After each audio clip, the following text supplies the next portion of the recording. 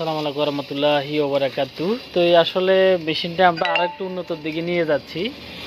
তো এই আপনাদেরকে যদি একটু ওয়ারিংগুলো দেখাই, এখানে বিশাল প্যাচিং হয়েছে। এই যে দেখতেছেন ওয়ারিংয়ের কি অবস্থা, তারের কি জটলা, তারের কি জটলা। তো আসলে এত জটলার নিশ্চয়ই কোনো না কোনো কারণ আছে। কেউ আসলে চায় না যে তার মেশিনটা একটু জটলা হোক, তারপরেও হয়ে গেছে, কিছুই করার নাই। তো এই এখন মোটরটা আমি যদি এই যে ধরেন না এটা যদি আমি এদিকে আনি, আমি যদি এটা ঘুরে দিই, এটা ঘুরে একটু স্পিড দিই,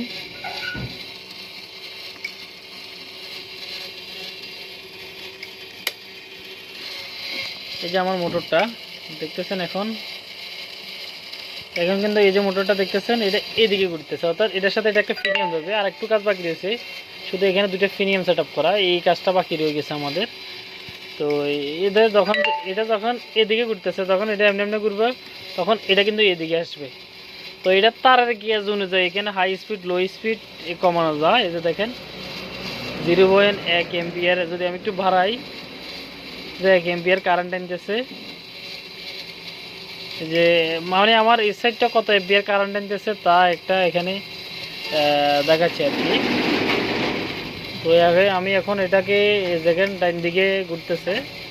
তো আমি আবার সুইচটা যদি এদিকে দিই, তখন এটা আবার উল্টা দিকে ঘুরতেছে। দেখেন এই যে আমি সুইচটা যদি আবার বন্ধ করি, এই যে এবার এদিকে ঘুরতেছে, যদি এদিকে দিই তাহলে ওইদিকে ঘুরতেছে। অর্থাৎ আমাদের একটা লেয়ার যখন এদিকে চলে আসবে, তখন আবার আরেকটা লেয়ারের জন্য সুইচটা শুধু নিচের দিকে নামিয়ে দিয়ে আবার অটো লেয়ার শুরু হয়ে যাবে আর কি। তো আসলে আমাদের ভিডিওগুলো আপনাদের কেমন লাগে জানি না, যদি ভালো লাগে অবশ্যই আমাদের পেজটি ফলো করে সবাই সাথে থাকবেন।